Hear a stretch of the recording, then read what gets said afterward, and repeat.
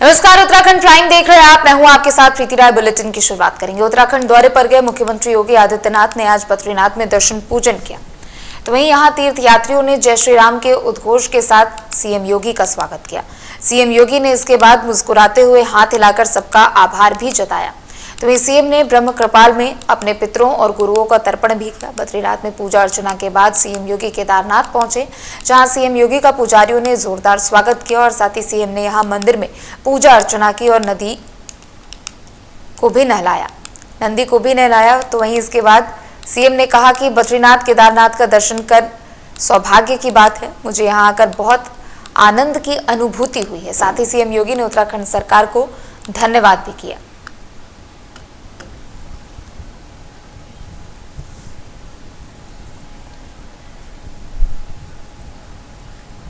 तो दो अलग अलग तस्वीरें आपको दिखा रहे हैं। एक तरफ सीएम योगी जब बद्रीनाथ के दर्शन करने के लिए पहुंचे थे और दूसरी तरफ केदारनाथ धाम में जब सीएम योगी आए थे। बीती रात सीएम योगी ने बद्रीनाथ में जाकर दर्शन पूजन किया और रात्रि विश्राम भी वहीं किया। तो केदारनाथ में आज सीएम योगी ने बाबा केदार की और नंदी की भी पूजा की। श्री बद्रीनाथ धाम और श्री केदारपुरी के इन पवित्र तीर्थों का दर्शन करने का सौभाग्य मुझे प्राप्त हुआ। बद्रीनाथ धाम अपने नवनिर्माण की प्रक्रिया के साथ तेजी के साथ आगे बढ़ रहा है और केदारपुरी हमारे 12 ज्योतिर्लिंगों में से एक पवित्र ज्योतिर्लिंग। पूरा देश और पूरी दुनिया में जहां कहीं भी सनातन धर्मावलंबी रहते हैं, वे सभी बड़ी आस्था के साथ, बड़ी श्रद्धा के साथ इन पवित्र तीर्थों का दर्शन करने के लिए उतावला रहता है। सन 2013 में एक त्रासदी के कारण केदारपुरी एक आपदा की चपेट में लगभग आ चुका था, लेकिन स्थानीय लोगों के आत्मविश्वास, देश के यशस्वी प्रधानमंत्री आदरणीय मोदी जी के दृढ़ संकल्प और उनकी प्रेरणा और मार्गदर्शन में आज उत्तराखंड के हमारे दोनों ये पवित्र तीर्थ धाम एक नई आभा के साथ नए भारत की एक नई तस्वीर को प्रस्तुत कर रहे हैं। विरासत के प्रति सम्मान का भाव यही है। किस पवित्र भावना के साथ लाखों की संख्या में श्रद्धालु इन पवित्र तीर्थों में आ रहा है, वह हम सब के लिए एक नई प्रेरणा भी है और एक नए भविष्य की ओर हम सबका ध्यान आकर्षित भी करती है। स्वाभाविक रूप से समयबद्ध ढंग से मानक की गुणवत्ता को बनाए रखते हुए जिस तत्परता के साथ यहाँ पे कार्य चल रहा है, प्रधानमंत्री मोदी जी के प्रति उत्तराखंड के माननीय मुख्यमंत्री जी और उनकी पूरी टीम के प्रति मैं हृदय से आभार व्यक्त करता हूं, उन्हें धन्यवाद देता हूं। ये श्रद्धा का उमड़ता हुआ जन सैलाब ये नए भारत की नई तस्वीर को प्रस्तुत कर रहा है और सचमुच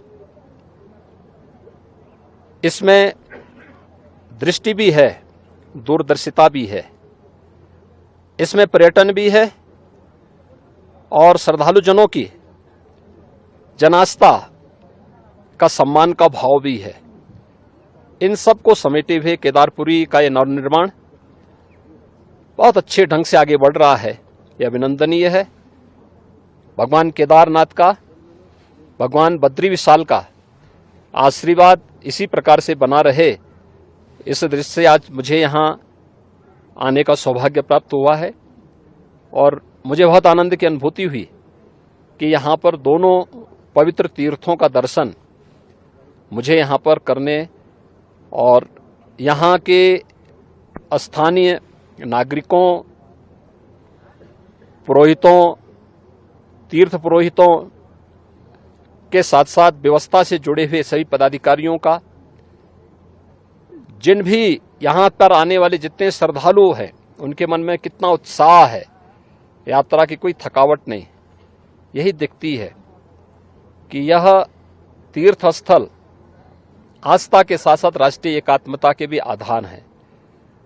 सुदूर दक्षिण से भी, पूरब से भी, पश्चिम से भी, पूरे देश के अलग अलग कोनों से आए हुए श्रद्धालुजन हमारी राष्ट्रीय एकात्मता का नया दर्शन भी कराते हैं। मैं उत्तराखंड सरकार को इस सुविधा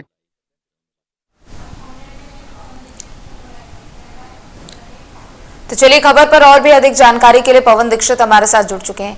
पवन, देखिए सीएम योगी अपने 3 दिवसीय दौरे पर यहाँ पर रहे उत्तराखंड में, और ऐसे में उन्होंने बद्री विशाल के भी दर्शन किए, तो बाबा केदार के भी उन्होंने दर्शन पूजन किए। बिल्कुल, उत्तर प्रदेश के यशस्वी मुख्यमंत्री योगी आदित्यनाथ अपने 3 दिवसीय दौरे पर उत्तराखंड में है। आज उनका अंतिम दौरे का अंतिम दिन है, क्योंकि वो यहाँ पर 6 तारीख को देहरादून पहुंच गए थे, जहां पर बीजेपी कार्यकर्ताओं के द्वारा भी उनका स्वागत किया गया। मुख्यमंत्री पुष्कर सिंह धामी के द्वारा भी उनका भव्य स्वागत किया गया और उनकी जो सनातनी परंपरा है उसके आधार पर उनका स्वागत सम्मान किया गया। और इसके बाद में कल वो मध्य क्षेत्रीय परिषद की बैठक में मौजूद रहे, और बैठक समाप्त होने के बाद में वो केदारनाथ के लिए उनको जाना था, लेकिन खराब मौसम के कारण वो केदारनाथ नहीं जा सके, और वो रात्रि विश्राम और बाबा बद्रीनाथ धाम पहुंचे। वहां पर उन्होंने जो सायकाल में होने वाली आरती में भी उन्होंने प्रतिभाग किया, और उसके बाद में वो माणा स्थित आईटीबीपी के जो कैंप में पहुंचे। वहां पर जो सैनिकों से भी उन्होंने मुलाकात की, तमाम अधिकारियों से भी मुलाकात की, और स्थानीय लोग उनसे भी उन्होंने मुलाकात की। वहां पर उनका भव्य स्वागत भी किया गया। आज सुबह वो बद्रीनाथ और तुंगनाथ में भी उन्होंने दर्शन किया, और उसके बाद केदारनाथ धाम पहुंचे। बाबा केदारनाथ धाम के उन्होंने दर्शन किए, और वहां से उन्होंने बड़ा संदेश देने की कोशिश की, और उन्होंने दोनों ही धामों के दर्शन करने पर और वहां के जो स्थानीय लोगों के द्वारा जो स्वागत किया गया, जो व्यवस्था में लगे अधिकारियों के द्वारा जो स्वागत किया गया, जो व्यवस्थाएं की गई, उन सबकी सराहना की। उत्तराखंड सरकार की भी सराहना की, और केंद्र सरकार के द्वारा जो वहां पर जो पुनर्निर्माण कार्य जो चल रहे हैं उनको भी देखा, और उनमें जो बेहतर कार्य किए जा रहे हैं उसकी भी सराहना की है। और इसके साथ ही मुख्यमंत्री योगी आदित्यनाथ ने दोनों धामों को विश्व एकात्मकता से जोड़ते हुए उसको उनकी सराहना की है कि ये सिर्फ धाम ही नहीं है, या फिर हिंदुओं का ही धार्मिक स्थल नहीं है, ये एक एकात्म भारत की एक तस्वीर है। और यहाँ पर पूरे देश ही नहीं बल्कि दुनिया भर से ये हिंदू आस्था में, सनातनी परंपरा में आस्था रखने वाले जो लोग हैं, श्रद्धालु हैं, वो यहाँ पर पहुंचते हैं, और यहाँ से एक पॉजिटिव एनर्जी जो सबको मिलती है बाबा केदारनाथ के धाम से, एक सुख समृद्धि की भी उन्होंने कामना की। और वहां पर जो व्यवस्थाएं उन्होंने देखी उसकी उन्होंने उत्तराखंड सरकार की हो या फिर केंद्र सरकार के द्वारा जो पुनर्निर्माण कार्य की जो वहां पर चल रहे हैं उनको लेकर के सराहना। बिल्कुल, चूंकि देखिए सीएम योगी जब भी कुछ भी कार्यक्रमों को लेकर किसी और राज्य के दौरे पर रहते हैं, एक तो वहां सीएम योगी को सुनने के लिए कई लोग यहां पर उमड़ते हैं, और इसी तरीके से तस्वीरें आज केदारनाथ में भी देखने को मिली थी पवन, क्योंकि जब सीएम योगी विशेष पूजा अर्चना कर रहे थे, बाहर श्रद्धालुओं का भी हुजूम उमड़ा हुआ था। चूंकि सीएम योगी का व्यक्तित्व ऐसा रहा है, हिंदूवादी नेता को लेकर व्यक्तित्व रहा है, और बीते कई दिनों में लोकप्रियता तो उनकी बढ़ी ही है। बिल्कुल, क्योंकि योगी आदित्यनाथ एक मुख्यमंत्री ही नहीं है, क्योंकि वो एक मठ के महंत है, और उनकी जो त्याग, तपस्या और बलिदान की जो उनकी कहानी है, जो उनकी छवि है, जो एक कट्टर हिंदूवादिता की जो उनकी जो छवि रही है, उसको देखने और उसको सुनने और उनका औरा देखने के लिए वहां पर लोग पहुंचते हैं। और वो एक खासियत ये भी है कि उत्तराखंड के लोग भी सबसे ज्यादा उनको प्यार भी करते हैं, क्योंकि उनकी जन्मस्थली भी उत्तराखंड है। उनका जो लालन पालन, पढ़ाई, शिक्षा, दीक्षा वो भी उत्तराखंड में ही हुई है। वो मूल निवास भी उनका उत्तराखंड में है, तो उत्तराखंड के लोगों में उनको लेकर के काफी उत्साह देखने को मिलता है। यही वजह है कि कल जैसे ही वो 6 तारीख को देहरादून पहुंचे तो देहरादून के आम लोगों में भी योगी आदित्यनाथ की खबरें पढ़ने का, उनको टीवी पे देखने का, उनको वैसे उनको देखने का और उनका स्वागत सम्मान करने का एक बड़ी ललक थी। बीजेपी के भी तमाम छोटे बड़े कार्यकर्ताओं ने, नेताओं ने उनका भव्य स्वागत किया, उनसे मुलाकात भी की उन्होंने। जब वो केदारनाथ पहुंचे, बद्रीनाथ पहुंचे, तुंगनाथ पहुंचे और वहां आईटीबीपी के कैंप में पहुंचे तो वहां सैनिकों में भी काफी उत्साह देखने को मिला। और वही जो स्थानीय जो लोग थे और उनसे भी जब वो मिले हैं तो उनके अंदर भी काफी उत्साह था कि योगी आदित्यनाथ उनके यहाँ पहुंचे हैं। और योगी आदित्यनाथ से जब उनकी मुलाकात हुई तो काफी जो पंडा पुरोहित समाज था उन्होंने भी उनके भव्य स्वागत किया। और मुख्यमंत्री योगी आदित्यनाथ ने भी विधिवत पूजा अर्चना की बद्रीनाथ धाम में भी, और आज बाबा केदारनाथ के दर्शन करने पर भी उन्होंने वहां पर पूजा पाठ किया। और देश की सुख समृद्धि के लिए बाबा बद्रीनाथ और केदारनाथ से उन्होंने प्रार्थना की। उत्तराखंड से उनका विशेष नाता है, इसलिए उत्तराखंड के लोग उनको भी उतना ही प्यार करते हैं, उतना ही सम्मान देते हैं। और जो उनकी हिंदुत्ववादी छवि है वो उत्तराखंड ही नहीं बल्कि देश और दुनिया में भी उनका सनातनी परंपरा के लिए वो जाने जाते हैं। बहुत बहुत शुक्रिया पवन आपका तमाम जानकारियों के लिए।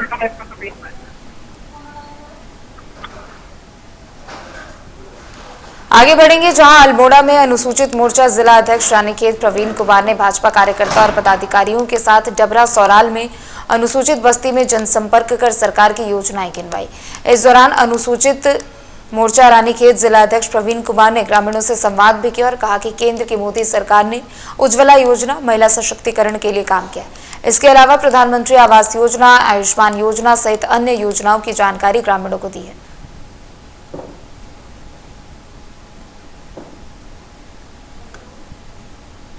पार्टी सेवा पखवाड़ा के अंतर्गत भारतीय जनता पार्टी जिला रानीखेत अनुसूचित मोर्चा द्वारा जो लगातार पिछले 3-4 दिनों से जो बस्ती संपर्क कार्यक्रम चलाया जा रहा है उसके अंतर्गत सल्ट विधानसभा क्षेत्र के मछोड़ मंडल में डबरा सौराल ग्राम सभा के अंतर्गत जो है बस्ती संपर्क कार्यक्रम किया गया। और वहाँ पे आए बहुत सारे लोगों द्वारा वहाँ पे अपनी बात रखी गई और वहाँ पे हम जाके हमने सरकार की जो योजना है, जन कल्याणकारी योजनाओं के बारे में पब्लिक को बताया। वहाँ पे लोगों को जो विशेषकर एक समुदाय के लिए, अनुसूचित जाति समाज के लिए जो सरकार आज जन कल्याणकारी जो योजनाएं चलाई जा रही है, चाहे वो किसी प्रकार का, चाहे उज्ज्वला कनेक्शन हो, घर घर पानी देने का काम है, या शौचालय बनाने का काम है, या स्कॉलरशिप में वृद्धि करने का काम है, या हमें जो है आज जो है हमारे यहाँ सरकार द्वारा जो वृद्धा पेंशन है उसमें वृद्धि करने का काम है। नाना विभिन्न प्रकार की योजनाओं के बारे में लोगों को बताया और उनकी समस्याएं भी वहाँ पे देखी। उन्हें बहुत सारी समस्याओं से अवगत कराया कि लोगों को जो है प्रधानमंत्री जो सम्मान निधि मिल रही है वो उनके खाते में नहीं आ पा रही, तो उनके संबंधित विभाग के अधिकारियों से भी बात करी और अति शीघ्र उनकी समस्या समाधान करने के लिए भी उनसे कहा। और जो लगातार जो है माननीय अनुसूचित मोर्चा के जो प्रदेश अध्यक्ष है आदरणीय समीर आर्या जी के निर्देशानुसार लगातार आज 5-6 दिनों से ये बस्ती संपर्क कार्यक्रम चलाया जा रहा है, जिसमें पूर्व में कल माननीय विधायक जी भी हमारे साथ लगातार रहे। रानीखेत में भी बस्ती संपर्क कार्यक्रम 4 मंडलों में आज रानीखेत में बस्ती संपर्क कार्यक्रम है, जहाँ पे रानीखेत में भी हमारे मुख्य अतिथि के रूप में रानीखेत के विधायक आदरणीय डॉक्टर प्रमोद नंदवाल जी आज कार्यक्रम में उपस्थित रहे। वहीं हमारे कुछ जिला अध्यक्ष आदरणीय जिला भी इसी कार्यक्रम में उपस्थित रहे। ये सफल बनाने के लिए मैं आप सबका तहे दिल से धन्यवाद करना चाहता हूँ। तो खबर अल्मोड़ा से आपको बता दें, जहां अनुसूचित मोर्चा के जिला अध्यक्ष ने जनसंपर्क किया है और इस दौरान ग्रामीणों के बीच पहुंचकर केंद्र की तरफ से जो योजनाएं चलाई जा रही हैं उसे गिनवाने का काम यहां पर किया है। जिला अध्यक्ष की तरफ से केंद्र की तरफ से चलाई जा रही उज्ज्वला योजना को भी लेकर ग्रामीणों के बीच जानकारी भी दी गई और जो कुछ भी लाभ इससे ग्रामीणों को मिल रहे हैं उसके बारे में भी जानकारी दी गई।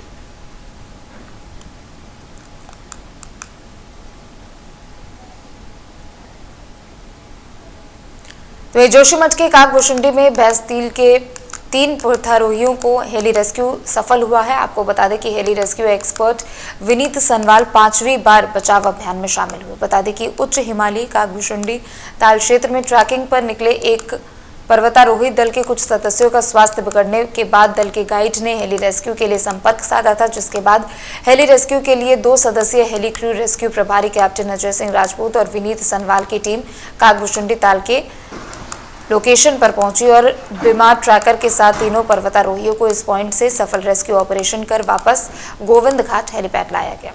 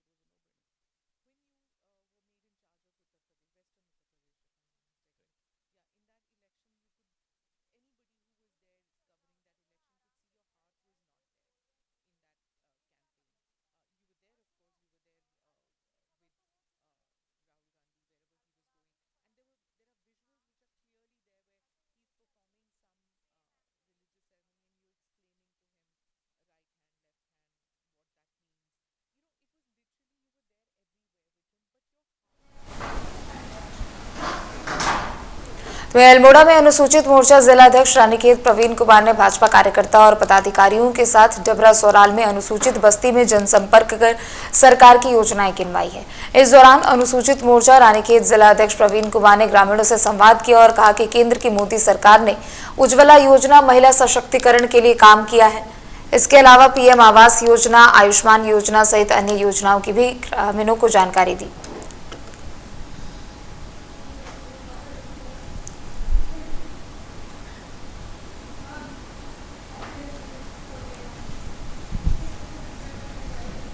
खबर अल्मोड़ा से आपको बता दें, जहां जिलाधिकारियों की तरफ से ग्रामीणों के बीच जाकर केंद्र सरकार की तरफ से चलवाई जा रही योजनाओं को लेकर जानकारी दी गई है। चाहे वो उज्ज्वला योजना हो, पीएम आवास योजना हो, सभी योजनाओं के बारे में ग्रामीणों के बीच में जाकर जनसंपर्क भी किया गया है। साथ ही यहाँ पर कृषि उत्पादन के भी बारे में ग्रामीणों को जागरूक किया गया है।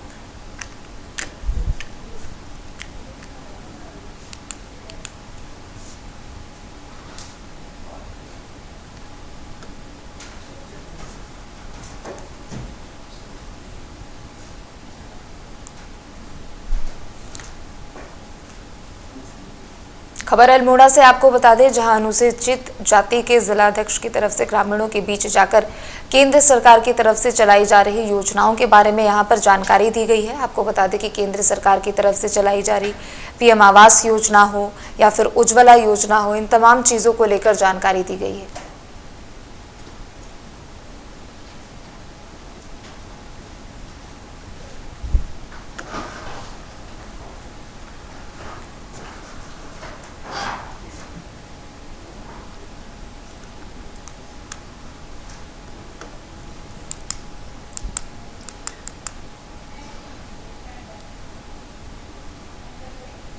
खबर देहरादून से आपको बता दें, जहां गृह मंत्री अमित शाह ने बीजेपी मुख्यालय में बैठक के दौरान कहा कि केंद्र के साथ ही राज्य की धामी सरकार बेहतर कार्य कर रही है और सांगठनिक प्रयास से निश्चित रूप से जनता प्रधानमंत्री नरेंद्र मोदी को तीसरी बार कमान सौंपने जा रही है। उन्होंने कहा कि राज्य की 5 सीटों पर भाजपा रिकॉर्ड मतों से जीत हासिल करेगी। पार्टी मुख्यालय में आयोजित मीडिया और सोशल मीडिया की बैठक को संबोधित करते हुए अमित शाह ने कार्यकर्ताओं को प्रचार के तमाम माध्यमों का सदुपयोग करते हुए जरूरी टिप्स दिए हैं। उन्होंने आह्वान किया कि इस समय सभी लोगों को कड़ी मेहनत करनी है और आम जन तक पहुंचकर उन्हें कल्याणकारी योजनाओं तक लाभान्वित करने के अलावा उनकी जानकारी भी उन्हें देनी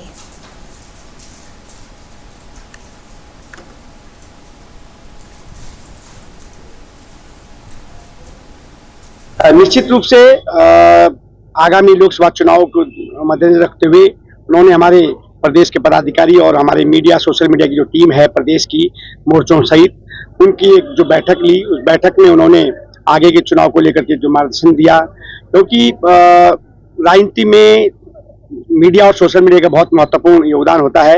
इसलिए उन्होंने इस बैठक में जो मार्गदर्शन दिया है सभी को, क्योंकि जिस प्रकार से कांग्रेस के द्वारा दुष्प्रचार और भ्रामक प्रचार जो किया जा रहा है और षड्यंत्र करके अनर्गल बयानबाजी की जा रही है उसको लेकर के सतर्क रहने के उन्होंने निर्देश दिए कि और हमें प्रामाणिकता के साथ, तथ्यों के साथ उन सभी के जवाब भी देने हैं और साथ ही अपनी गरिमा को बनाए रखना है, ये उनके द्वारा मार्गदर्शन दिया गया। नहीं, वार करने की बात नहीं, केवल हमें प्रामाणिकता के साथ अपनी बातों को रखना, क्योंकि हमारे यशस्वी प्रधानमंत्री नरेंद्र भाई मोदी जी के द्वारा जो ये हमारा जो कार्यकाल 2014 से लेकर के अब जो उनके द्वारा जो काम किए गए हैं देश के अंदर, बहुत कुछ बताने के लिए जनता के लिए हमारे पास हैं।